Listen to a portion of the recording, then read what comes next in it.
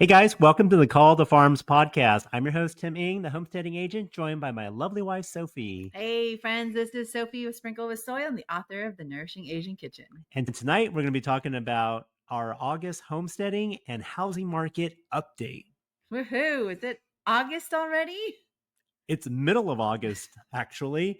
And so much has happened in the past couple of weeks. In fact, we brought on a couple of new ladies. Well, I thought we were downsizing. I thought we were downsizing. You're the one that snuck up on me and you surprised me. Actually, you said, hey hun, we need to hurry up and make a decision right here, right now. Oh, I thought you were going to say that I surprised you in even agreeing to downsize.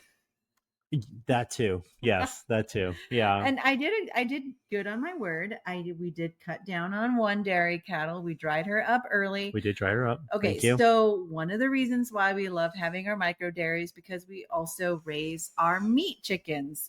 And with our meat chickens, it's always great to be able to take the extra milk from our dairy cattle, clabber it with their feed to give them extra protein and nutrients before we go to harvest. But we did 2 batches this spring. Yes. And we're not doing any more in the fall, which is the first time in 5 years since we've been raising chickens that we're not doing a fall batch, because our fall batch in California worked out really well. But ever since we moved out here to Tennessee, the weather has always been funky with those chickens and they never do well either in the hot sun or in the cold. It's not the chicken's fault. It's really my fault because it gets super cold out here and I don't want to go out as often to rotate them. Or feed them. I mean, they need to get fed. So yeah. Spring is the best time to raise your meat birds out here in Tennessee. So that's why this year I wanted to test it out and we doubled the batches. Yeah, that's right. And it worked out. All about optimizing. So we did go down to just 1 cow. Actually, we had originally 3 at our height. And then we agreed to downsizing. I don't know if we made the commitment on one of our episodes here. We may have. I don't think so. But we did go down to 1. So what you did in the military, you feint one way and then went the other, because although we did downsize technically, you did surprise me and you rushed me to make a quick decision because another dairy, and this other dairy was not a conventional dairy. They actually did regenerative farming practices, but they have registered jerseys. That's right. And they are A2A2. In fact, we were on their wait list to get their cows a long time ago, which I forgot about that. And they had to liquidate for financial reasons. So this was a great opportunity. But at the time, you surprised me with it and said, hun, you need to hurry up and make a decision. I was like, no, absolutely not. In fact, you're the one that told me that if anyone ever tries to force me to make a decision or hurry up to make a decision really quickly, the answer is no. So I said, no, we're not doing it. Whatever it is, no. And you said, no, hear me out. So you said what was going on, and then you actually tried to sell me the cheaper cow. And the cheaper cow is handicap. She's bred back. She is an A2A2 cow. She's bred back with an A2A2 calf. Right. So from a bull who's a heifer maker. Thank you for always being on the lookout for finding these deals, but I'm always trying to save you money. I tell you, stop saving me money. It's just costing me money too. And lo and behold, I said, you know what? Just look. Let me see here. What are they offering? And you magically talked my way up to a little bit more expensive cow because this other one that I liked was younger. And I said, well, if we're gonna buy a cow, we should think about longevity. And this other one was also bred back, so I didn't want to go after the older one. But things worked out. And our oldest is always the voice of reason in our family. She's the one that didn't want to the puppy. Yeah, if you're following. Yeah. She was right. And she was right. That's a lot of work. And she also agreed on no cows, but she also said if we are going to have to get a cow, then we shouldn't get the older one who's 9. Yeah. And we should go.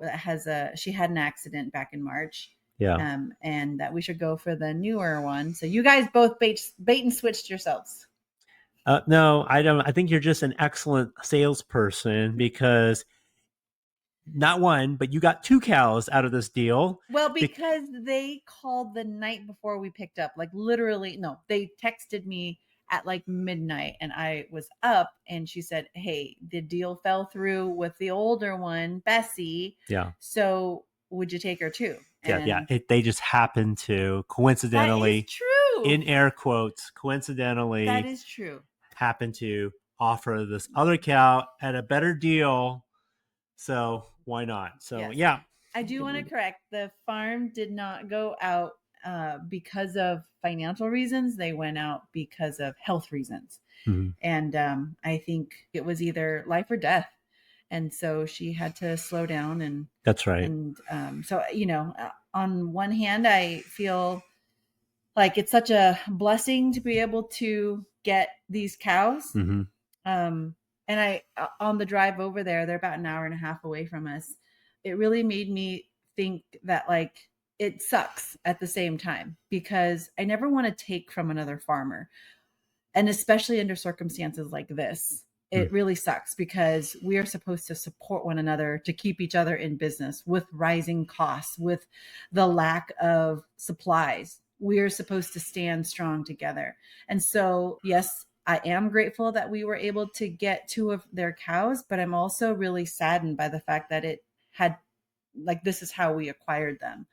I really would have liked it if we could take from Gil Bates, right? But then at the same time, I wouldn't want any of his cattle.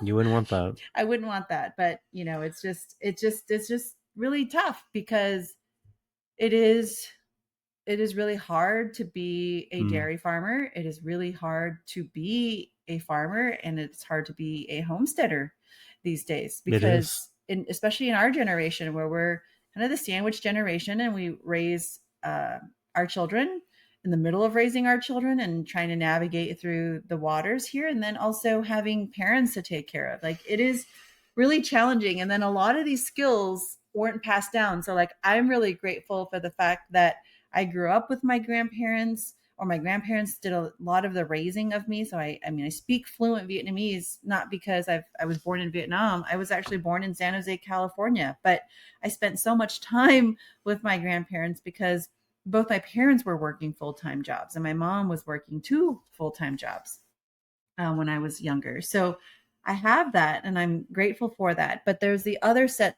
of the homesteading skills that we didn't grow up in. We're straight up city folks.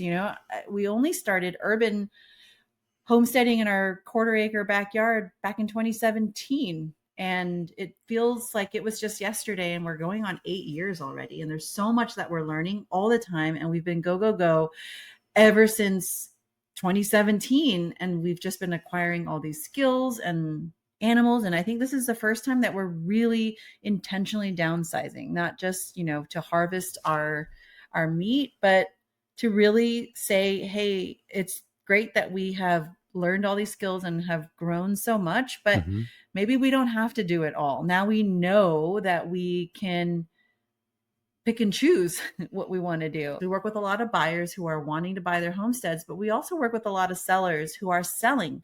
And we have a very unique perspective as to why people are selling. And a lot of it is because the parents don't have the children around anymore when they become adults to live this life with them. And though they hang on to the farm life, they hang on to the extra land for this one day dream that their kids will come back. They don't, and not before they get too old to continue the lifestyle. So that's just been one of the things that our neighbors down the road from us, they came to us by our hay guy a couple of months ago and asked if we could help them manage their 5 acres next to their home because he's pretty much couch ridden. And so that was a great opportunity because now we are able to have access to 5 free acres. I don't want to say free, but we're not paying for it. We are leasing, and the exchanges, our labor and the land management. But the question that I asked our family when we came back from that was, what animal do we want to raise here? And we said hands down cattle, because cattle, although they're quite large, they're not as demanding as other animals on your farm. Not nearly as demanding. In fact, the most demanding animals on your farm are chicken and dogs, for instance. And getting back to what you were just saying, that farm that had to close down, we were actually talking about that on the way back home and thinking of all the clients that they had, and not one of them could have helped save that farm. And they tried everything from even parceling that land out, and that just speaks volumes because of one, skills, because our generation, us included, we weren't raised learning these skill sets. They didn't come naturally to us. In fact, I talked to some of the people that grew up in Tennessee. They grew up hunting and fishing, as like that was second nature to them. But over time, we've lost that skill set. And so, one, the skill set, two, the economy. There's a huge barrier of entry in terms of costs. Price per acre has skyrocketed since just a matter of years ago.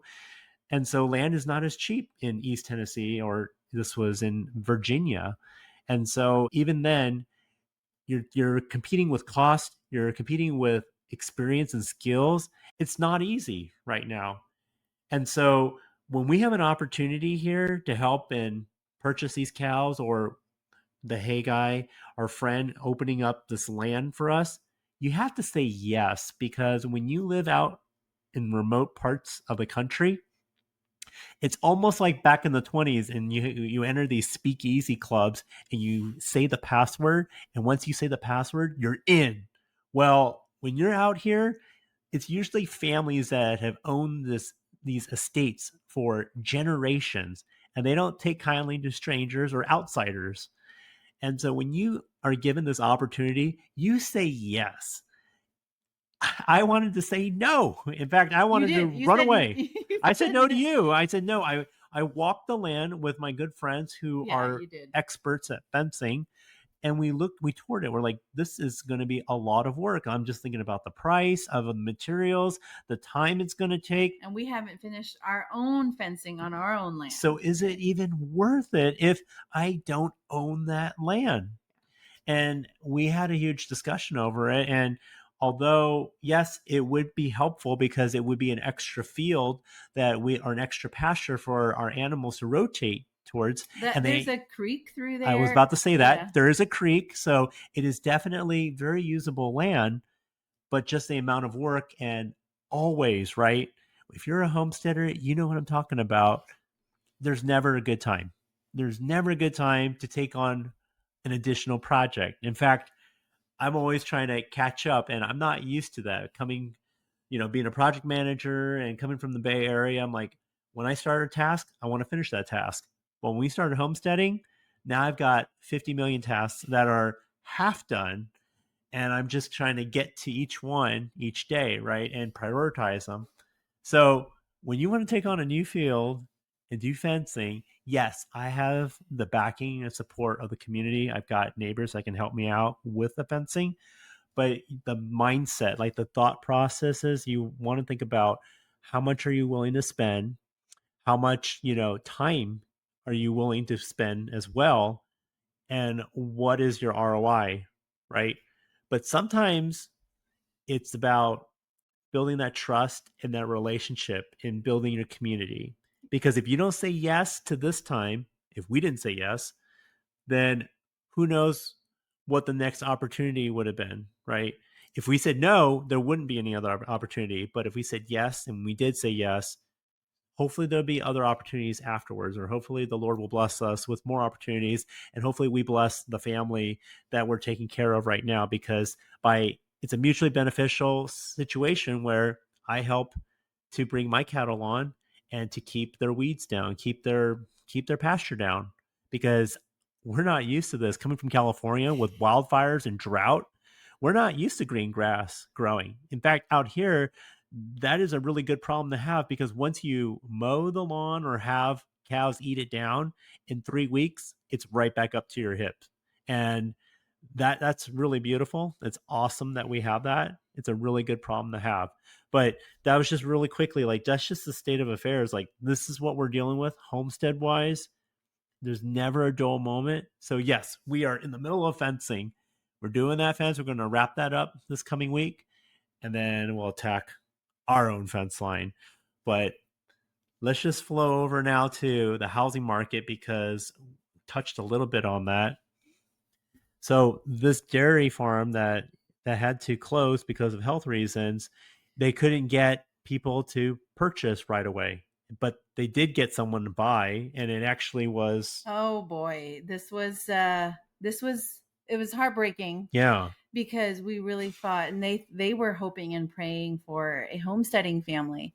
And I'll just be frank, I think it was what, 100 acres for 1.3 million, yeah, and which is a good price. Actually, it that is actually a really good price. it is for over 100 acres that's completely pastured and cross fenced and has high tensile fencing Oh my all gosh. throughout. I was drooling over their fence. I came out when I came to pick up the cows, and I saw they had 5 lines of high tensile fencing. And I normally don't see that on other properties. And they were doing it right.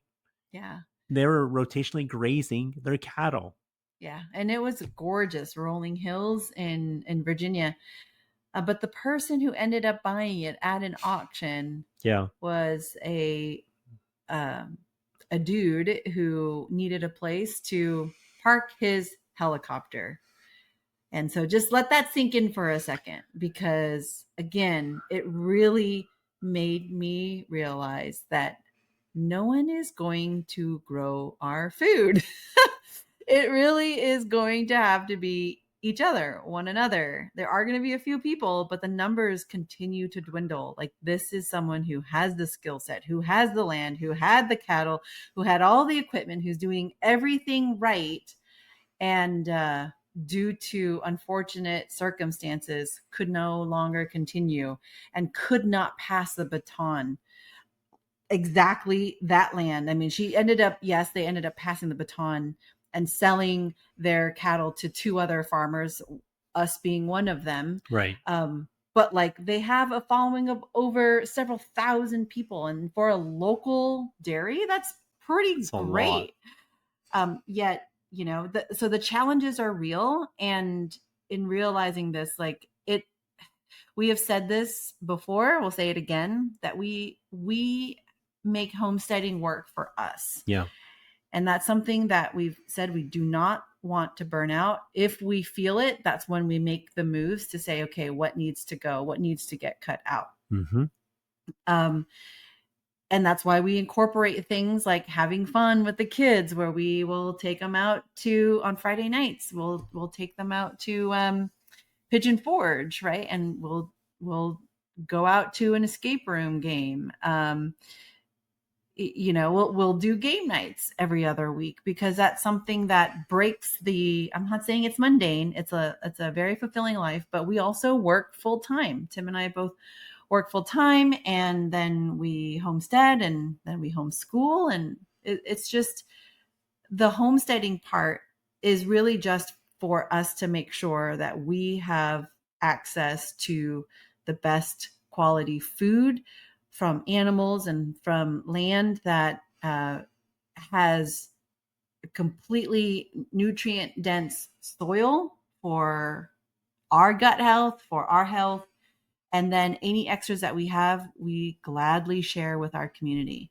And we love that part. Like, that part is never going to be something that we're, for our family, Mm-hmm. I don't ever want to homestead full time, because of the fact that I know that I won't be able to give freely. Like, if I knew that our livelihood was dependent on the milk that we sell, the tomatoes that we sell, the products that we sell on the farm, I would be holding back on some of the product so I could be able to sell that. And I don't want to do that. I mean, so like, the Lord willing, whatever skills that we have that we can provide to the world, if that can help fund the farm, and the farm is what feeds us and feeds our community, I'm 1000% happy with that. Yep. Yeah. That's good. Let's also talk about the housing market though, because there has been some changes in the market. In fact, I've got. Okay, you want to talk about the Yeah. interest rates? Well, I mean, Okay, I go feel ahead. like it's a good place to start. Okay. Is interest rates have dropped slightly. It hasn't dropped drastically. Jerome Powell is expected. He is the Fed chair.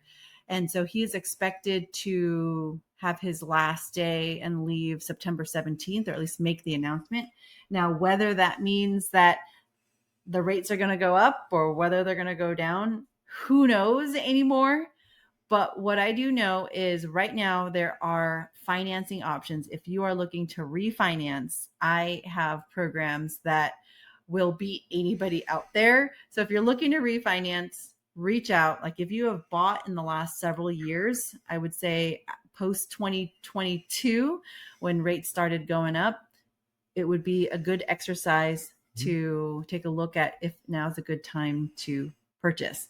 With that being said, just like we have said before in the past, when rates drop, you're going to see everybody start coming out of the woodwork. And we do want to confirm that that is exactly what we're seeing. That's right. I've had clients that have driven down from New Jersey and from other states to explore, in California as well, coming out here. Mm-hmm. So the buyers are on the move, and I've even had 23 acres for sale, sold within a week. In fact, it wasn't even on the market; Mm-hmm. it was sold off market. And because of the reel that I put out, which had over 200,000 views, I got another listing, and this was 3 acres, and it was a very, very nice homestead. And so my client came down and bought it within 8 days of it being on the market. So the market is picking up. Buyers are on the move. Interest rates are lowering. If you're still thinking about it, why are you thinking? You need to get out there and start acting and start seriously looking for your property. So even if you're not ready to purchase all your equipment and do all that stuff, get the land now. Get that property right now. I was just talking to someone. In fact, I talked to two veterans this past week who are thinking about retiring soon and are already planning their next stages.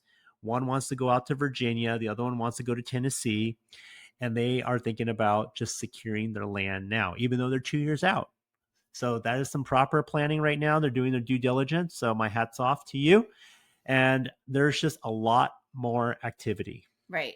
I mean, like we've said before, if you are in a position to buy before the rates drop. When they drop, prices are going to continue to rise. It's almost, if you are familiar with the seesaw, right? As rates drop, everybody comes out, everybody else who has been waiting is going to come out. Prices now go up. We've got more bidding wars.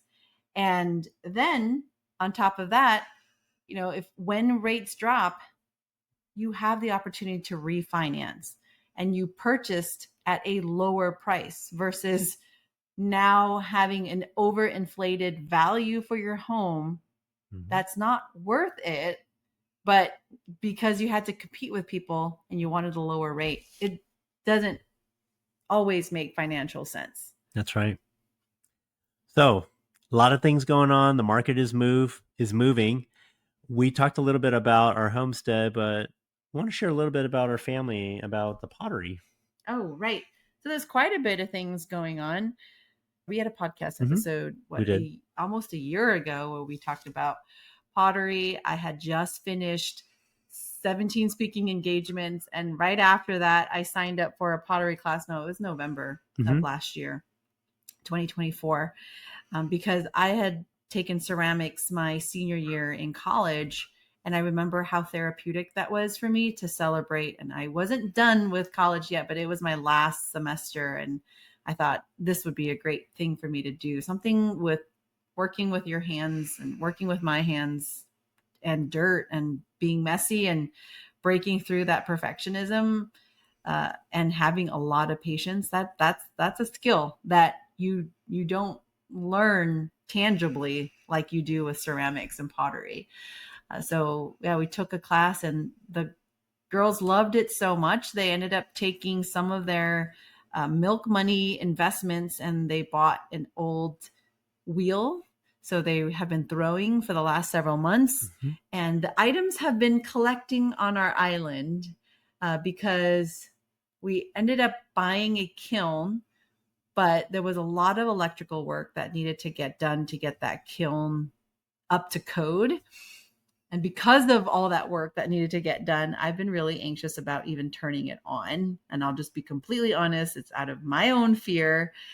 But I also realized that I'm holding the kids back because of this. Like there's a pile of product that's just lined up on the island and has been sitting there as greenware. So I bit the bullet and reached out to our studio, and they gave us a very special deal on just a kiln membership with them because I had already taken a class. And long story short, we finally fired those bisque and those glaze pieces, Mhm. and now in actually tomorrow we'll be displaying them for the first time at an event that I'm hosting for a kimchi community workshop, which is a kimjang. A kimjang in Korea is an event where the entire community comes together, where they harvest their cabbages, their daikon, and they put together a kimchi making event. Well, because of the project that we're working on with our book, this is something that I have been wanting to do for the last several years with our other piece of land, and that didn't work out. So this is just me getting things together before it gets really, really busy. Yeah. We're really excited. So that's going to be the Kim Jong, and that's going to be going on tomorrow. So this will air on Monday. So this will be the day after the Kim Jong. But really exciting news. I can't wait. And our girls are super excited. They've already updated their website on joyandjolie.com. So you can go and check out some of their pottery that they've done so far. And they're already being commissioned to do other works for other people. And it's really exciting. It's really, really exciting. They are really motivated themselves. Like I checked in with them because I've been working with them in the studio with the membership and trying to just soak up as much because I'm only going to pay for a month until I get my stuff together and we can fire at home. But while we were there and I was working, I actually found out, I didn't tell you this, I work a lot better in the studio. And I think it's because I think it's becoming very clear that I have like ADHD because I always like having a buddy with me. You don't have to do anything that I'm doing. You don't have to talk to me at all. I just need to know that you're around. Mm-hmm. And yeah. And so it's really nice because I've gotten so much work done quickly this week because with all of the people moving around in the studio, it helps me focus better. I don't know how you do that. I know, you focus with distractions going on. I tried to work in that pottery studio, and because of all the dust in the air, it reminded me of working in Iraq, where I had to use a can of air to blow on my laptop because it started getting crusty. So no, I can't. I need to have a nice, quiet space to work in. So yeah, it gets too noisy for me when it's too quiet. Yeah, I don't know what that doesn't is. Make sense to me. So when there's a lot of things going on, it silences a lot of the noises in my head. Yeah. But it's been really nice because there's a part of me too. I think as a mom, I don't know if anybody relates to this, but if you do, please let me know. As a mom, I have this immense amount of guilt, even though we homeschool and the kids are with us all the time. I still feel like I'm not there for them enough. And so the nice thing about the studio is that goes away completely. Like just them being in the studio, I know that they're focused. And because of that, I don't worry about them. I don't have that weird like anxiety or guilt is really what it is. But our oldest was working on, you weren't there, but she was working so hard on her pieces and she's gotten really, really good. Mm-hmm. She's definitely talented. And I remember looking at her And she was wedging all this clay because she had messed up on a few things. And the nice thing about clay is you can repurpose it all, but it does take a lot of work. You really have to like put your whole weight into wedging out the clay. And it's probably the worst part about it all, aside from having patience. But as she's working on it, I turned to her and I asked her, "Are you still having fun?" And she was like, "Yeah, Mommy, I'm having so much fun." And she's wedging this clay.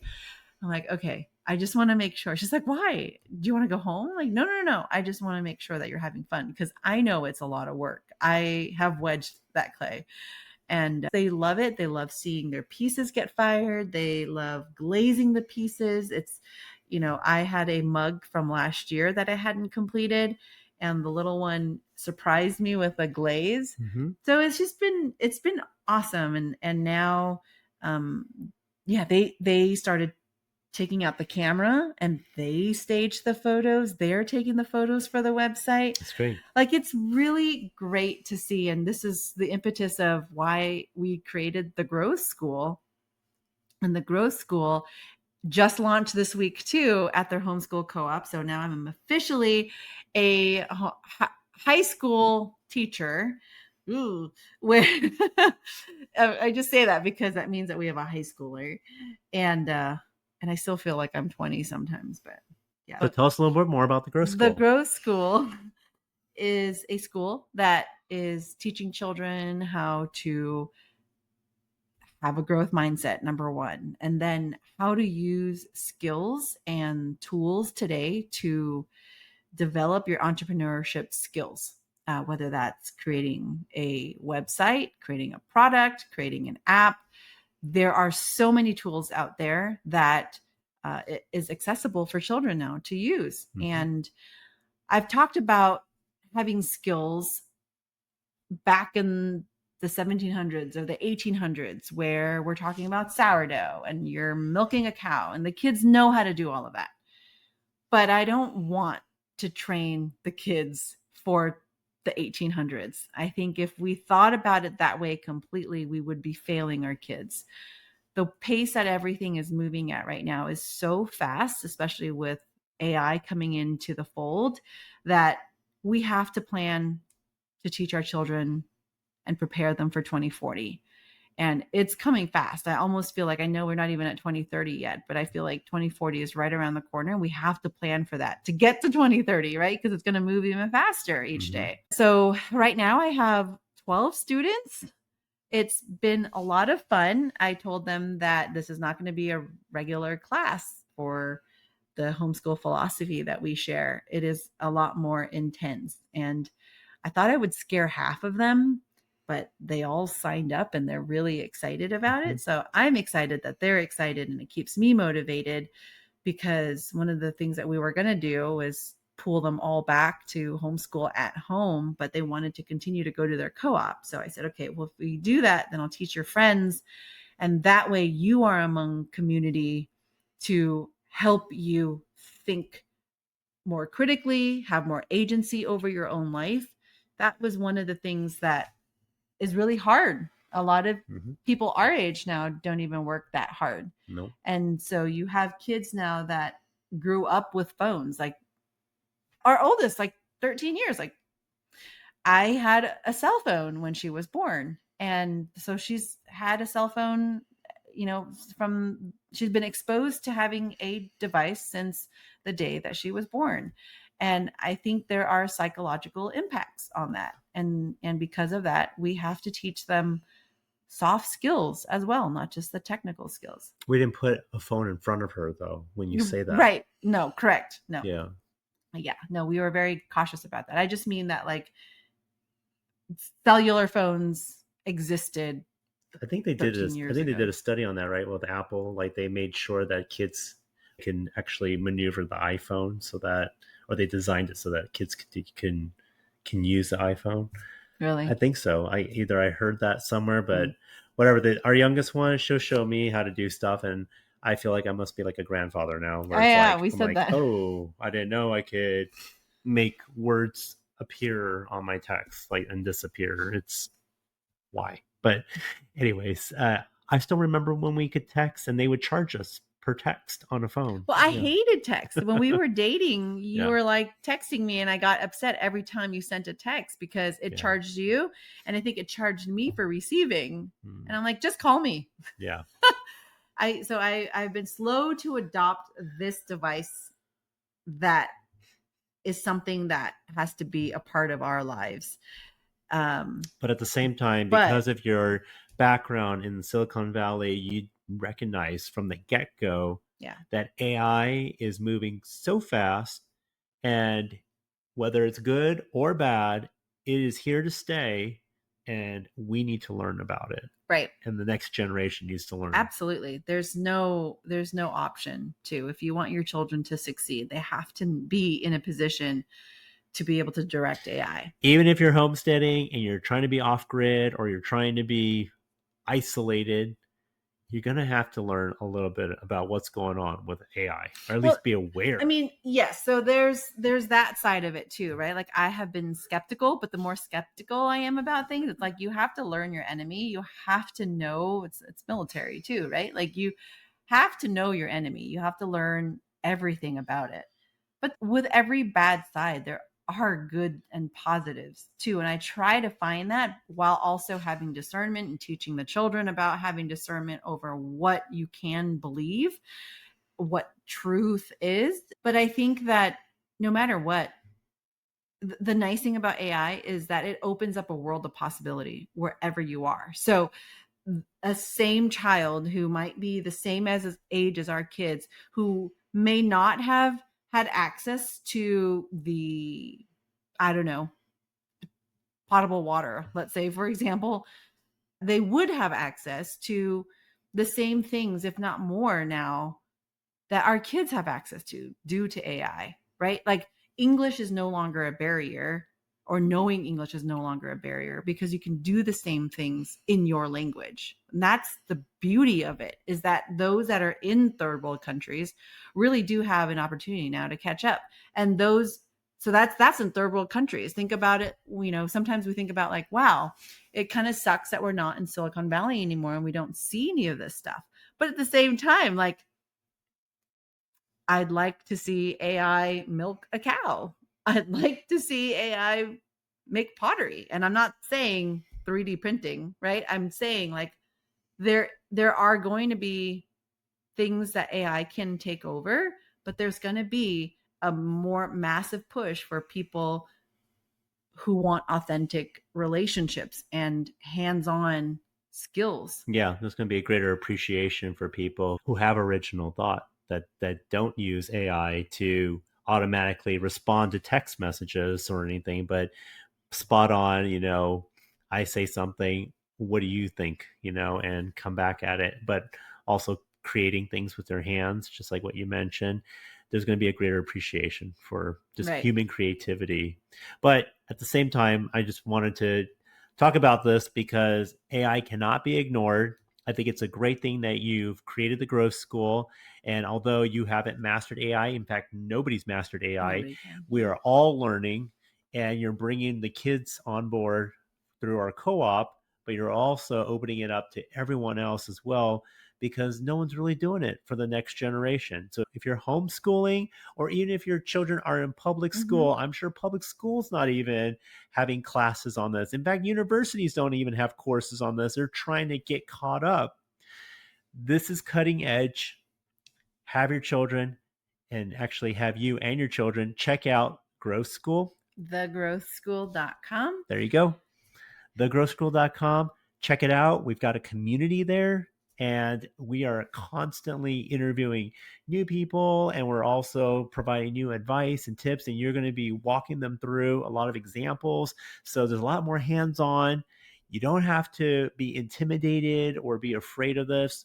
Let's do it together. Right. So the nice thing is we do follow Charlotte Mason, and we have 3 terms, and each term is 10 weeks.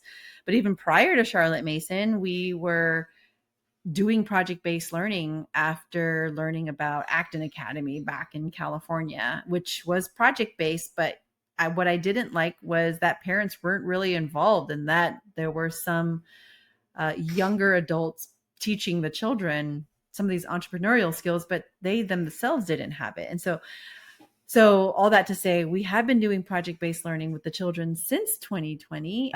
And that's the nice thing, is that we're able to do that. And joyandjolie.com is their business. And we had started that as the first project-based learning project with them. So that has been fantastic. And they're learning and expanding all of that now. Yeah.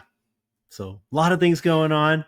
Be sure to check out thegrowthschool.com. Also check out joyandjolie.com, and you can get more information about if you're interested in homesteading or you have questions, you want to reach out to me, go to thehomesteadingagent.com and book some time with me. I would love to talk with you. And if you could just do me a huge favor, do us a huge favor, please subscribe. If whatever you're listening on, if whether it's YouTube or Spotify or Apple, please hit that subscribe button. It means the world to us. It's free, but it just lets us know that you cared and you love listening to us. And we really and truly love our listeners. In fact, I find that some of my clients that reach out to me, they've been listening for over a year. And I'm really honored. I'm just like so touched. I'm like, wow, I can't believe you've been listening for this long. And it's because they heard, and this is actually true, this is what happened this past week. One of my clients said, I heard one of your past episodes and you said, what are you waiting for? Just do it now. And that's absolutely true. And I'm still pushing that same message out tonight as well. If you're looking to buy, it is a really good time to buy. If you have to sell, sure, but it's a little bit more challenging to sell at this time. But to buy, it's a great time to buy. And just like what Sophie mentioned, with the interest rates coming down a little bit, it just makes sense. Buy now. Sellers are providing concessions. So reach out to us. Thanks a lot for joining us. I hope you took away some tidbits there, and stay healthy. We'll see you again at the next episode. All right. Thanks, friends.